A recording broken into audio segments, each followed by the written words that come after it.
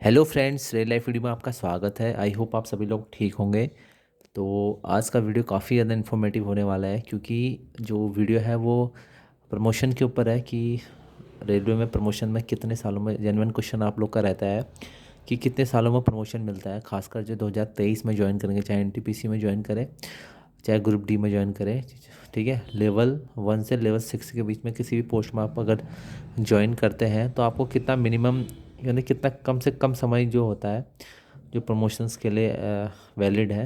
जैसे मैं अभी लेवल 1 में हूँ, तो ये जो डाटा है ये 7th पे कमीशंस के हिसाब से है, ठीक है। तो ये जो डाटा निकल के आता है ये जोन पे डिपेंड करता है कि कौन जोन किस हिसाब से अपने एम्प्लॉयज़ को प्रमोशंस देता है। तो ये मिनिमम ईयर इतने आप देख सकते हैं लेवल वाइज, लेवल 1 से लेवल 2 में जाने के लिए कितने ईयर की मिनिमम सर्विस चाहिए होती है। क्योंकि खासकर ग्रुप डी के लिए मैं बता रहा हूँ, ग्रुप डी वाले ज़्यादा परेशान रहते हैं प्रमोशंस को लेके, क्योंकि सबसे जो कम जो ग्रेड होता है और वही ग्रुप डी पे ही होता है, 1800 ग्रेड पे लेवल 1 पे। बाकी लोगों का grade level 2, level 3, level 4, level 5, station master वगैरह लेवल 6 में आते हैं। तो इन लोग का प्रमोशंस, तो प्रमोशंस दो तरीके से होता है, जैसे कि मैं आप लोगों से पहले भी कह चुका हूँ कि प्रमोशंस के लिए एक तो एग्ज़ाम बेसिस पे आप लोगों से एग्ज़ाम लिया जाता है, कि उसमें मैं आप लोग को वीडियो बना चुका हूँ एलडीसी और जीडीसी पे, ठीक है। एलडीसी जीडीसी पे आप लोग को वीडियो बना चुका हूँ। और जो दूसरे तरीके से प्रमोशंस मिलता है वो एमएसीपी की तरह मिलता है, जिसमें हर 10 साल, 20 साल, 30 साल में अपने आप लोग का लेवल जो होता है चेंज हो जाता है। लेवल अगर आप 1 में हैं तो 2 में चले जाएंगे 10 साल बाद। तो इसमें ठीक है, एक कह सकते हैं कि ये कैरियर प्रोग्रेशन है, ठीक है। तो फिक्स है ये 10, 20, 30 साल में आप अपना अपने आप चेंज हो जाएगा। कोई एग्ज़ाम अगर आप नहीं देते हैं तो भी आपका लेवल चेंज हो जाएगा। लेकिन इसमें देख सकते हैं समय का जो गैप है, 10 10 साल का बहुत लंबा समय हो जाता है, ठीक है। जो क्वालिफाइड लोग हैं, जैसे अब के ग्रुप डी में बहुत अच्छे अच्छे क्वालिफाइड लोग आ रहे हैं, और लगभग लगभग 12th तो मिनिमम क्वालिफिकेशन है ग्रुप डी में। और बाकी बाकी लोग ग्रेजुएट हैं, अच्छी अच्छी उनके पास डिग्री है, वो चाहते हैं कि हम आगे प्रमोट हों, ठीक है। लेवल 1 में कोई भी नहीं रहना चाहता, लेवल 2 में भी हर कोई अपनी पोस्ट से प्रमोट होना चाहता है। तो उसके बिहाफ पे मैं आप लोग को बताऊंगा कि कितने कितने मिनिमम ईयर आप लोग को लेवल 1 से लेवल 2 में, तो वो तो आप, ठीक है, एलडीसी या जीडीसी के थ्रू आप आराम से जा सकते हैं। जैसे अभी मेरे जो जोन में, यानी एनईआर में, एलडीसी के लिए यानी डिपार्टमेंटल एग्ज़ाम के लिए मिनिमम 5 ईयर्स की सर्विस मांगी गई है, यानी 5 साल कम से कम सर्विस होनी चाहिए, तभी आप लोग एलडीसी यानी प्रमोशंस का फॉर्म भर पाएंगे। तो वैसे ही जेनवन एक मिनिमम जो होता है क्वालिफिकेशन अलग अलग 7th पे कमीशन के हिसाब से, तो लेवल 1 से लेवल 2 में प्रमोशन होने का एक बेसिक इनका एग्ज़ाम होता है। वो एग्ज़ाम आपके सर्विस रिलेटेड भी हो सकता है, नहीं तो आप जीडीसी में बहुत सारे लोग क्वेश्चन पूछते हैं। तो जीडीसी के लिए फ़िलहाल कोई ऐसे सर्विस रिकॉर्ड नहीं मांगा जाता है, ठीक है। जीडीसी आप कभी भी दे सकते हैं। अगर आप लोग का आप रेलवे में आ जाते हैं तो उसके बाद अगर जीडीसी की भर्ती निकलती है, इसके थ्रू गार्ड वगैरह की भर्ती निकलती है, तो आप इसको कभी भी दे सकते हैं। बाकी इस एलडीसी के लिए, ठीक है, एक मिनिमम सर्विस मांगा जाता है, मिनिमम सर्विस रिकॉर्ड, कि इतनी सर्विस आप लोग की होनी ही होनी चाहिए, तब आप लोग प्रमोट आगे हो सकते हैं। तो देख लेते हैं मिनिमम सर्विस 7th पे कमीशन के हिसाब से क्या है। तो लेवल 1 से लेवल 2 में, यानी ग्रुप डी से अगर आप लोग 1900 ग्रेड, 1800 से 1900 ग्रेड में अगर आप जाते हैं, तो उसके लिए मिनिमम आप लोग की जो सर्विस होनी चाहिए 3 साल होनी चाहिए। इसके बाद एक एग्ज़ाम होता है 1900 के लिए, 1900 ग्रेड पे के लिए एग्ज़ाम होता है। एलडीसी से अलग होता है ये, ठीक है, एलडीसी नहीं होता ये, एक मिनिमम एक एग्ज़ाम होता है, ठीक है, 1900 ग्रेड पे देने के लिए। तो अगर ये एग्ज़ाम आप लोग क्वालिफाई कर लेते हैं तो आप लोग को लेवल 2 दे दिया जाता है, और बहुत सारे लोगों ने लिया भी है। और जो बहुत सारे लोग अभी लेवल 1 में ही, उनको काफ़ी ज़्यादा टाइम हो गया है, ठीक है, लेवल 1 में ही, अगर ये एग्ज़ाम वो क्वालिफाई नहीं कर पाए थे, अगर जिसने ये एग्ज़ाम क्वालिफाई कर लिया उसका जल्दी हो गया। और लेवल 2 से लेवल 3 में आपको मिनिमम 3 साल, ठीक है। लेवल 3 से लेवल 4 में आपको 5 साल, और लेवल 4 से लेवल 5 के बीच में 5 साल आप लोग को मिनिमम सर्विस बता रहा हूँ, कम से कम सर्विस में आपको लोग को बता रहा हूँ, ये इससे ज़्यादा भी हो सकता है, ठीक है। इतना तो मिनिमम आप लोग को करना ही करना है। और लेवल 5 से लेवल 6 के बीच में आपको 5 साल, ठीक है।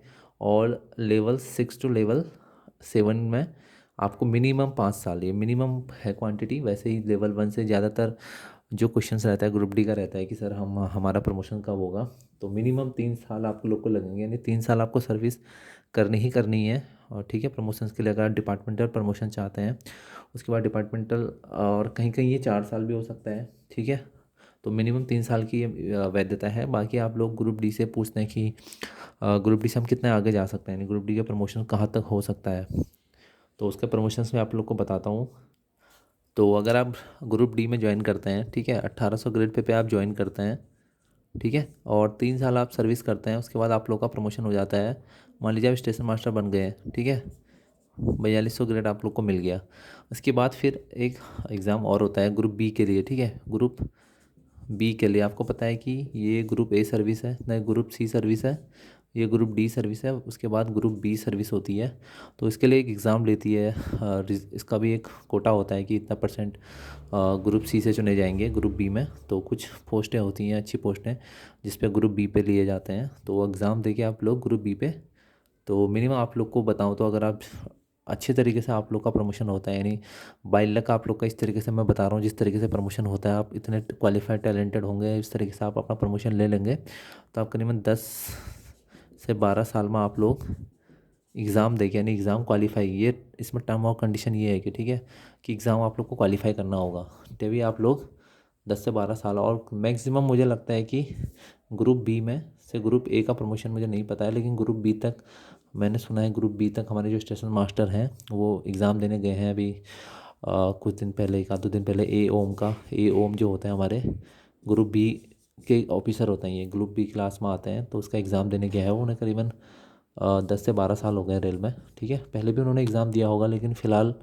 अभी वो एग्ज़ाम फिर से देने गए हुए हैं। तो ग्रुप बी तक मुझे पता है कि ग्रुप डी से ग्रुप बी तक जा सकते हैं, अगर आप इस तरीके से प्रमोशन ले लेते हैं जल्दी तब। नहीं तो अगर आप यहाँ लेट हो जाएंगे, यहाँ अगर आप लोग का प्रमोशन नहीं हुआ, तो 10 12 साल आपने यहाँ कर दिए, तो काफ़ी रेयर केसेस में होता है, बहुत कम लोगों का, क्योंकि सीटें बहुत कम होती हैं ग्रुप बी में। ऐसा नहीं है कि सबको प्रमोशन दे दिया जाता है, ग्रुप बी में बहुत कम सीटें हैं। और ज़्यादातर लोग सोचते हैं कि यार ग्रुप सी तक ही पहुँच जाए, ठीक है, बहुत है, ग्रुप सी में ही पहुँच जाए, स्टेशन मास्टर बन जाए, गार्ड बन जाए, टी सी यही बन जाए, यही बहुत है, ठीक है। क्योंकि प्रमोशंस के क्या होता है, सीटें भी कम होती है प्रमोशंस में। अगर डिपार्टमेंटल एग्ज़ाम जो होती हैं उसमें बहुत ऐसा नहीं है कि डिपार्टमेंटल का सभी का प्रमोशन हो जाता है, उसमें कम सीटें होती हैं। जो एलडीसी में भी देखा जाए तो 30, हर साल 30 से 35 लोगों का सिलेक्शन होता है उसमें, ठीक है। एलडीसी में हर 2 2 साल में आती रहती है, तो 30 से 35 लोग का चयन होता है उसमें। और जीडीसी का कोई फिक्स टाइम नहीं है, ठीक है। अभी मेरे जोन में तो जीडीसी में आप लोग सोचेंगे कि 4 साल हो गए, 4 साल से जीडीसी नहीं आई है, यानी 4 साल से आप मान लीजिए कि प्रमोशन नहीं हुआ है किसी का जीडीसी के थ्रू। नहीं तो जीडीसी बहुत बढ़िया है, आरआरसी ही इसका एग्ज़ाम करवाता है। जैसा पेपर आप लोग एनटीपीसी वगैरह में देते हैं वैसे ही एग्ज़ाम आता है इसका भी, कंप्यूटर बेस्ड एग्ज़ाम होता है, सीबीटी होता है, सेम वैसे ही होता है जैसे बाकी एग्ज़ाम होते हैं एनटीपीसी के। तो इस तरीके से पेपर करवाता है जीडीसी में। तो ये एक अच्छा चांस रहता है हम लोगों के लिए, जो नए, आप लोग भी नए आएंगे, चाहे वो किसी में आए, लेवल 1 में आए, लेवल 2 में आए, लेवल 3 में आए, अगर जीडीसी निकलती है तो आप लोग भर सकते हैं, ठीक है, जो नीचे ग्रेड पे भी हैं। तो ज़्यादातर उम्मीद हम लोगों को जीडीसी से रहती है, ग्रुप डी हो चाहे ग्रुप सी में भी, जो लेवल 2 3 वाले हैं उनको ज़्यादातर उम्मीद इसी से रहती है, जीडीसी। तो अभी तो जीडीसी का फिक्स टाइम नहीं है, और कभी भी आ जाती है।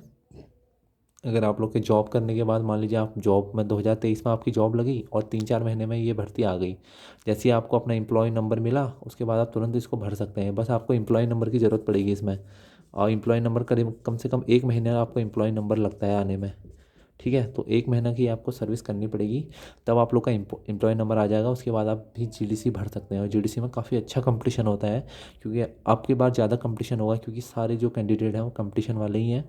और पढ़ाई में जो पढ़ाई के टच में जो नए स्टूडेंट होते हैं पढ़ाई के टच में रहते हैं, तो उनका सिलेक्शन बाकी कंपेयर करें तो जो ड्यूटी कर रहे हैं उनके उनसे थोड़ा ज़्यादा ही रहता है, तो वो हाथ मार लेते हैं इसमें। तो आप लोग देख सकते हैं, मिनिमम मैंने आप लोग को बता दिया। तो ये लेवल वाइज मैंने आप लोग को बताया कि किस तरीके से कितना ईयर में मिनिमम साल, इतने साल तो चाहिए चाहिए सर्विस के प्रमोशंस के लिए। उसके ऊपर से ये डिपेंड करती है आपकी क्वालिफ़िकेशन पे। ऐसा नहीं कि सभी को प्रमोशन मिल जाएगा, आपके पास क्वालिफ़िकेशन भी होनी चाहिए, ठीक है। क्वालिफ़िकेशन आप अगर आप लोग के पास होगी तभी आप लोग प्रमोट होते रहेंगे। अगर आपके पास क्वालिफ़िकेशन उस लेवल की नहीं है तो आप फिर नहीं होंगे, फिर वो आपको वही 10 10 20 साल वाला समय लगेगा, 10 20 30 साल वाला टाइम लगेगा, उसमें काफ़ी ज़्यादा समय लगता है। तो क्वालिफ़िकेशन भी मैटर करती है रेलवे में। और अगर आप लोग के पास, अधिकतर लोग के पास अच्छी क्वालिफ़िकेशन होती है, और बहुत सारे लोग जो होते हैं आईटीआई करे हुए रहते हैं, जो लोग आईटीआई वगैरह करे हुए हैं तो वो एएलपी वगैरह, अगर लोको पायलट वो लोग बनना चाहते हैं तो लोको पायलट बन सकते हैं, टेक्नीशियन वगैरह बन सकते हैं। ठीक है, जो पॉली आईटीआई या इंजीनियरिंग वगैरह किए हुए हैं उनके लिए अच्छा स्कोप है। और जो ग्रेजुएशन वगैरह किए हुए हैं, ठीक है, बीए बीएससी बीकॉम वगैरह किए हुए हैं या अदर कोई डिग्री है, तो वो उनके लिए फ़ायदेमंद रहेगा गार्ड वगैरह। ठीक है, गार्ड, स्टेशन मास्टर, ये जो सब पोस्टें होती हैं जिसमें ग्रेजुएशन मांगता है टीटी।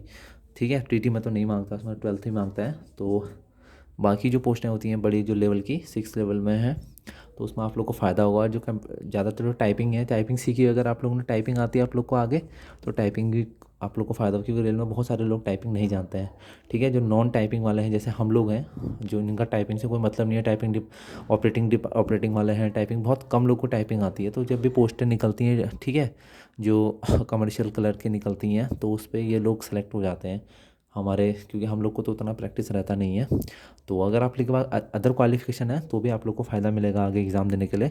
तो ग्रुप डी एज आप ज्वाइन करेंगे, तो अगर आप एग्ज़ाम क्वालिफाई करेंगे तो आप इन पोस्टों पे जा सकते हैं। आई होप आपका वीडियो आप लोग को पसंद आया होगा। तो मिलते हैं आप लोग से नए किसी ऐसी इंपॉर्टेंट वीडियो पे। जय हिंद।